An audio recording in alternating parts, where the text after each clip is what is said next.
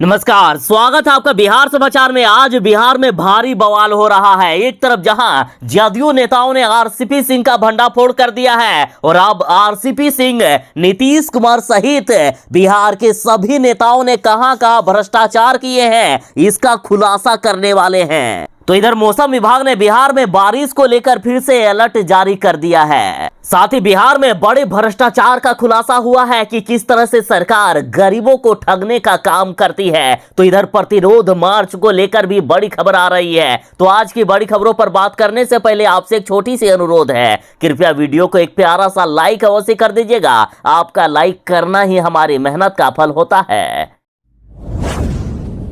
मौसम विभाग ने बिहार में बारिश को लेकर बड़ी अपडेट जारी कर दी है। मौसम विभाग का कहना है कि भले ही बिहार में अगले 48 घंटे के दौरान थोड़ी कम बारिश होगी, लेकिन अगले 48 घंटों के बाद बिहार में भयानक बारिश होने वाली है। मौसम विभाग का कहना है कि आज बिहार के कई जिलों में हल्की बारिश होने वाली है, तो कहीं उमस भरी गर्मी जारी रहेगी, लेकिन अगले 48 घंटे के बाद बिहार में फिर से भयानक बारिश होने वाली है। और मौसम विभाग ने आज के लिए कहा है कि आज उत्तर पश्चिम और उत्तर पूर्व के साथ उत्तर मध्य के 19 जिलों में हल्की बारिश हो सकती है। आज इन जिलों में बारिश हो सकती है और ये जिले हैं पश्चिमी चंपारण, पूर्वी चंपारण, गोपालगंज, सिवान, सारण, मधुबनी, दरभंगा, सीतामढ़ी, शिवहर, मुजफ्फरपुर, वैशाली, समस्तीपुर, सुपौल, अररिया, किशनगंज, कटिहार, पूर्णिया, सहरसा, मधेपुरा। उसके साथ ही दक्षिण पूर्व, दक्षिण पश्चिम और दक्षिण मध्य बिहार के भी 19 जिले हैं जहां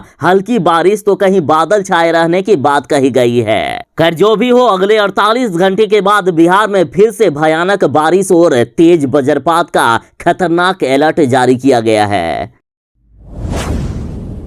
बिहार में अग्निपथ योजना को लेकर बड़ा बवाल हुआ था और अग्निपथ योजना में जिन्होंने भी प्रदर्शन किया था, जो भी उपद्रवी थे, उनका पोस्टर जारी हो गया है। प्रदर्शनकारियों के वांटेड करके पोस्टर लगा दिया गया है, वो भी शहर में। देखिए, रोहतास में अग्निपथ के खिलाफ प्रदर्शन में शामिल युवाओं का पोस्टर जारी कर दिया गया। अग्निपथ के खिलाफ प्रदर्शन में जितने भी लोग शामिल हुए थे, उन लोगों के लिए ये पोस्टर परेशानी का सबब बन सकता है। अग्निपथ योजना के खिलाफ उपद्रव मचाने वालों का पोस्टर सार्वजनिक करने से उपद्रवियों में हड़कंप मच गया है। पोस्टर में जितने भी लोगों की तस्वीर है, उनकी परेशानी बढ़ गई है। देखिए किस तरह से वांटेड लिखे इन लोगों के पोस्टर जारी कर दिए गए हैं। साथ ही बिहार सरकार ने कहा है कि जिन लोगों ने भी उपद्रव मचाने काम किया था, उनका ऐसा अब चरित्र प्रमाण पत्र बनाएंगे कि सरकारी नौकरी तो छोड़िए, अब इनको प्राइवेट नौकरी भी नसीब नहीं होगी। नौकरी पाने के लिए लोगों ने इस तरह से विरोध प्रदर्शन किया, लेकिन अब इन्हें भविष्य में कोई भी नौकरी नहीं मिल पाएगी। सरकारी आदेश में कहा गया है कि जिन लोगों ने भी उपद्रव मचाया है, उनका ऐसा चरित्र प्रमाण पत्र बनाया जाएगा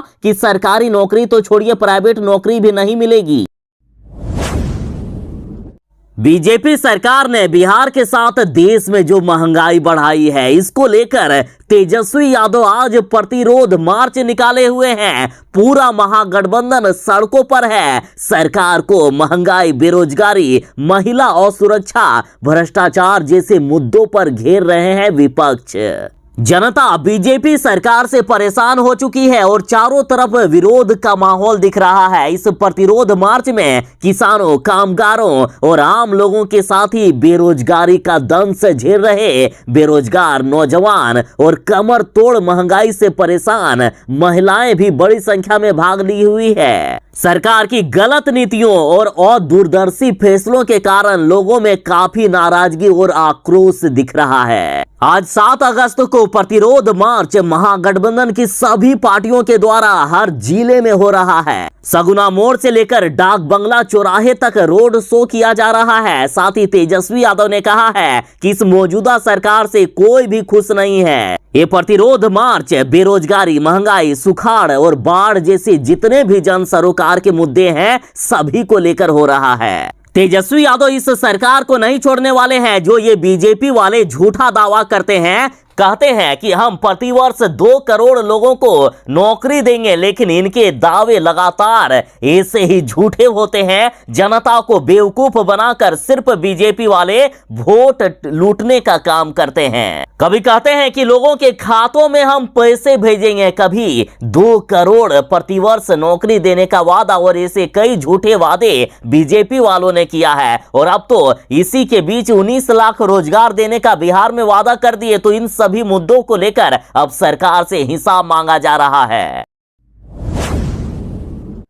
मुख्यमंत्री नीतीश कुमार जी जीरो टॉलरेंस की बात करते हैं, लेकिन देखिए खुद जदयू के नेता कह रहे हैं कि ऐसी कोई बात नहीं है, जदयू में बड़ा घोटाला होता है। अब तक साधु बने जदयू नेता आरसीपी सिंह किस तरह से घोटालेबाज हैं, इसका खुलासा खुद जदयू के नेता ने कर दिया है। और जिन 2 जदयू पार्टी के कार्यकर्ताओं ने आरसीपी सिंह पर गंभीर आरोप लगाए हैं, उनमें से एक नालंदा के रवि प्रखंड अध्यक्ष राकेश कुमार है। इस जदयू नेता ने कहा है कि आरसीपी सिंह ने नालंदा के अस्थावा ब्लॉक में 40 बीघा, इस्लामपुर में ब्लॉक में 30 बीघा तथा राजगीर और बिहार ब्लॉक में भी इनके नाम पर, इनके परिवार के नाम पर वर्ष 2010 से 2022 के बीच जमीन खरीदी गई, जो मुख्यमंत्री नीतीश कुमार जी के जीरो टॉलरेंस के बिल्कुल ही विपरीत है। और इन सभी संपत्ति का जिक्र 2016 के राज्यसभा चुनाव के वक्त इन्होंने नहीं की थी हलफनामे में।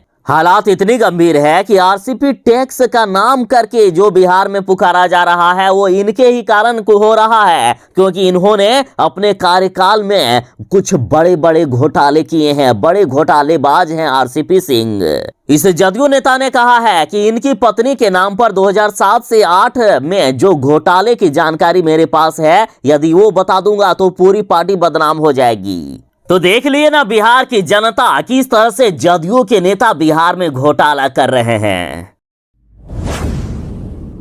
जदयू ने आरसीपी सिंह पर गंभीर आरोप लगाए हैं, तो अब आरसीपी सिंह ने भी ठान लिया है कि वे अब जदयू को नहीं छोड़ने वाले हैं, नीतीश कुमार जी को नहीं छोड़ने वाले हैं। सबका खुलासा करेंगे आरसीपी सिंह। आरसीपी सिंह ने नीतीश कुमार जी को ललकारा है और कहा कि शीशे के घर वाले दूसरे के घर पर पत्थर नहीं फेंकते हैं। आपकी चुनौती मुझे स्वीकार है, अब मैं सभी जदयू नेताओं का पर्दाफाश करूंगा। आरसीपी सिंह ने कहा है कि जदयू एक डूबता हुआ जहाज है और उसका अंत अब निकट है। आरसीपी सिंह ने कहा है कि जदयू के लोग मेरे खिलाफ ईर्ष्या, जलन और डाह से जल रहे हैं, इसलिए मेरे खिलाफ इस तरह की बयानबाजी कर रहे हैं और आरोप लगा रहे हैं। हालांकि जदयू नेता ने जिस जमीन पर आरोप लगाया है कि इन्होंने यानी आरसीपी सिंह ने खरीदा है अवैध तरीके से, वो मान रहे हैं आरसीपी सिंह कि हाँ वो सब जमीन हमारी है, लेकिन आरसीपी सिंह के कहना है कि मेरी बेटियों ने अपनी कमाई से, और मेरे पिताजी सरकारी टीचर थे, उन्होंने अपनी कमाई से ये सब खरीदा है। इन्होंने कहा कि मेरी दोनों बेटियां 2010 से ही इनकम टैक्स रिटर्न फाइल करती है। पूरा का पूरा ब्यौरा है कि कहां से हमने संपत्ति हासिल की,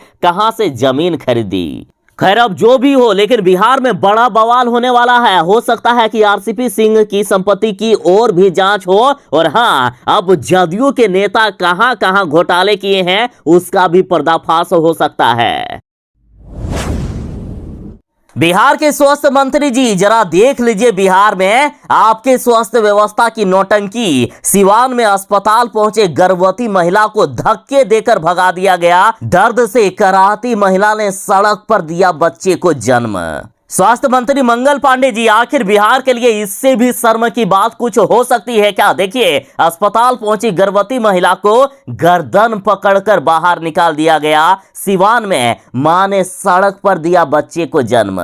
और ये मामला सिवान के गोरियाकोठी प्रखंड स्थित जामो अस्पताल का है। एक गर्भवती प्रसव पीड़ा से कराहती हुई महिला शुक्रवार की देर शाम किसी तरह से अस्पताल पहुंची। महिला दर्द से तड़प रही थी, लेकिन उसे अस्पताल में भर्ती नहीं किया गया। उसे गर्दन पकड़कर धक्का देकर अस्पताल से बाहर निकाल दिया गया। महिला प्रसव पीड़ा से कराहती रही, लेकिन स्वास्थ्य कर्मियों द्वारा उसे भर्ती नहीं किया गया। गर्भवती महिला दर्द से कराहती हुई अस्पताल से वापस घर जा रही थी और इसी दौरान जामो बाजार के दलित बस्ती के समीप सड़क पर ही महिला का प्रसव हो गया। जानकारी के अनुसार पीड़ित महिला गोपालगंज जिले के माझा प्रखंड के पथरा गांव की रहने वाली है।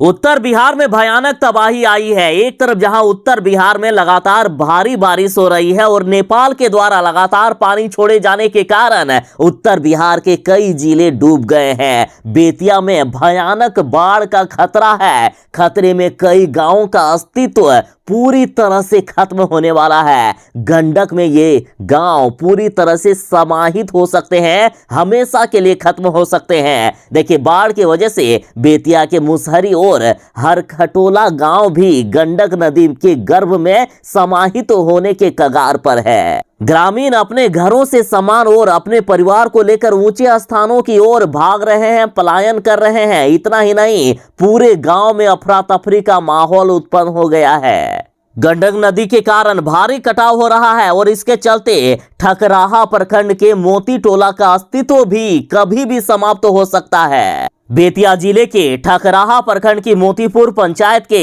हरखटोला मुसहरी में गंडक नदी का तांडव ने लोगों को गांव से सामान समेटकर पलायन करने को मजबूर कर दिया है और बिहार सरकार का कोई भी अधिकारी इन लोगों की मदद करने के लिए नहीं जा रहा है। देखिए, यहाँ के लोगों का कहना है कि विभागीय पदाधिकारियों और स्थानीय प्रशासन से बचाव कार्य की हम लोगों ने गुहार लगाई पर कोई भी असर नहीं हुआ। और इतना ही नहीं, गंडक नदी जिस तरह से कटाव कर रही है तो कई गांव गंडक नदी में पूरी तरह से हमेशा के लिए समाहित हो सकते हैं। तो देख रहे हो ना सरकार की नौटंकी। सरकार सिर्फ मुख्य दर्शक बनी हुई है, सिर्फ तमाशा देखने का काम कर रही है, बचाव कार्य नहीं कर रही है। जदयू वाले आरसीपी सिंह का खुलासा करने लगे हैं। आरसीपी सिंह ने किस तरह से घोटाला किया है, किस तरह से बिहार में इन्होंने जनता के पैसे को लूट लूट कर अपनी अवैध संपत्ति बनाई है, इसका खुलासा जब जदयू के नेता ने कर दिया तो इन्होंने यानी आरसीपी सिंह ने जदयू से इस्तीफा दे दिया और मुख्यमंत्री नीतीश कुमार जी पर बोले हैं कि 7 जन्म में नीतीश कुमार जी प्रधानमंत्री नहीं बन पाएंगे। आरसीपी सिंह ने कहा है कि अब जदयू का अस्तित्व खत्म होने वाला है। आरसीपी सिंह बोले कि ये पार्टी यानी जदयू डूबता हुआ जहाज है। आरसीपी सिंह ने कहा कि जदयू में सिर्फ झोला उठाने के लिए कौन रहेगा, मैं पार्टी से इस्तीफा देता हूं। आने वाले दिनों में इस पार्टी का अस्तित्व खत्म हो जाएगा। अब आरसीपी सिंह भी चुन चुन कर नीतीश कुमार जी ने जो जो भ्रष्टाचार किए हैं उसका खुलासा करने वाले हैं।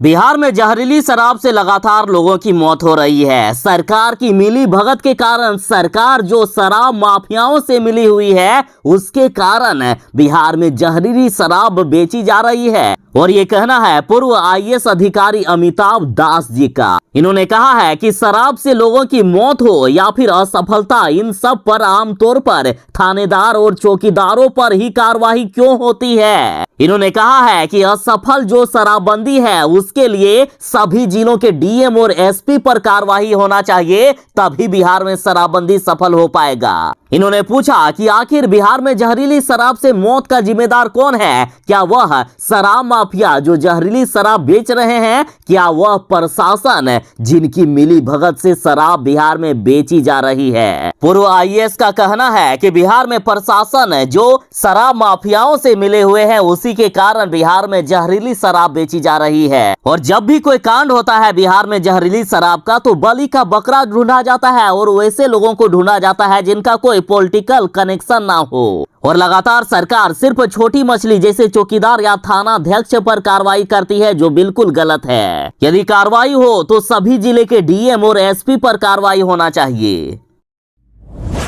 मुकेश सहनी की पार्टी ने बीजेपी से पूछा है कि सरकार बताए कि आखिर हर घर रोजगार कब मिलेगा। बीजेपी की तरफ से हर घर तिरंगा कार्यक्रम को चलाया जा रहा है, जो अच्छी बात है, लेकिन मुकेश सहनी की पार्टी ने सरकार से पूछा है कि आखिर अब हर घर रोजगार कब देगी सरकार।